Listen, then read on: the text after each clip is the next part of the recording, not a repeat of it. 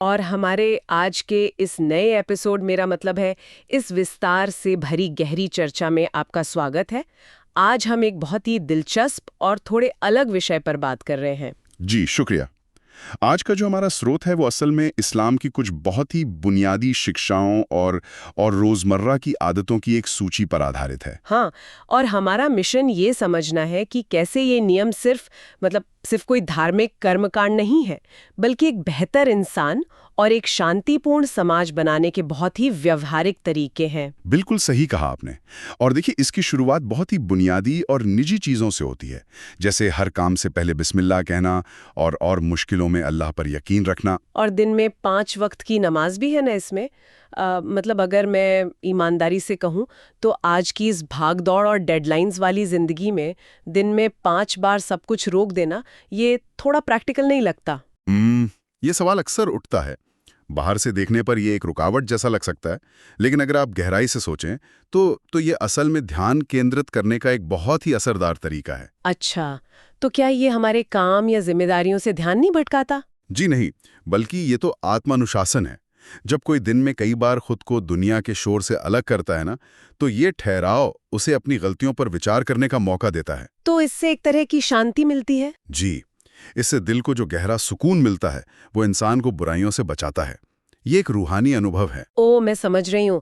तो ये एक तरह से, जैसे हम आज की भाषा में कहते हैं ना, कि एक मेंटल रीसेट बटन की तरह काम करता है, जो दिन भर के तनाव के बीच दिमाग को वापस एक शांत जगह पर लाता है। बिल्कुल सटीक उदाहरण दिया आपने।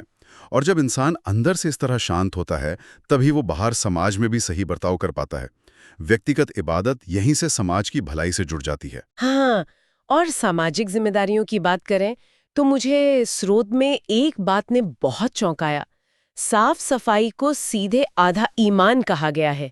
ये गणित मुझे कुछ समझ नहीं आया। मैं समझाता हूँ। देखिए, यहाँ सफाई का मतलब सिर्फ बाहरी धूल हटाना नहीं है। बाहरी सफाई असल में इंसान को सचेत बनाती है। सचेत मतलब माइंडफुलनेस की तरह। जी हाँ, बिल्कुल।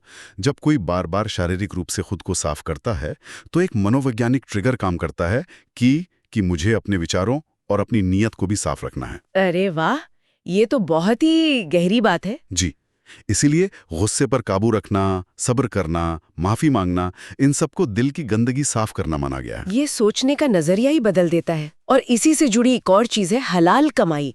मतलब ईमानदारी से काम करने को भी इबादत का दर्जा दिया गया है। जी, यही इस विचारधारा की सबसे खूबसूरत बात है।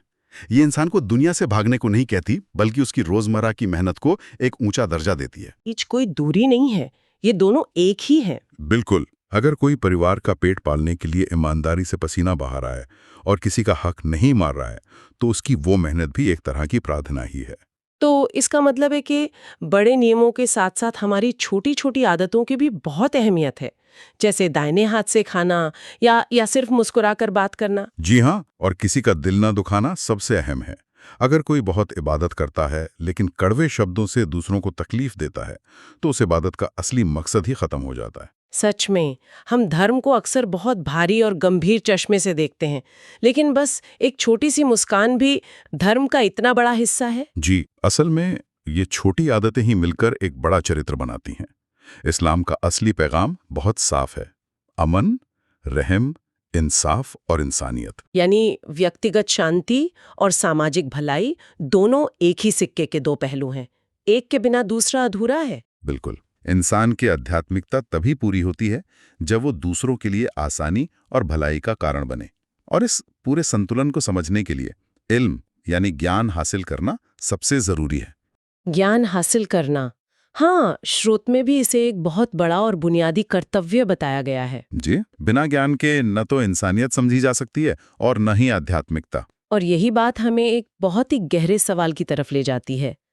अगर ज्ञान की खोज करना इतना बुनियादी धार्मिक कर्तव्य है, तो तो क्या हमें जीवन भर एक जिज्ञासु छात्र बने रहने को ही अपनी सबसे बड़ी आध्यात्मिक जिम्मेदारी नहीं मानना चाहिए? ये वाकई सोचने वाली बात है। बिल्कुल।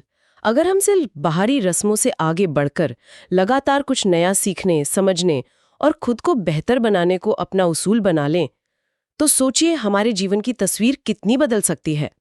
आज की इस गहरी चर्चा में बस इतना ही।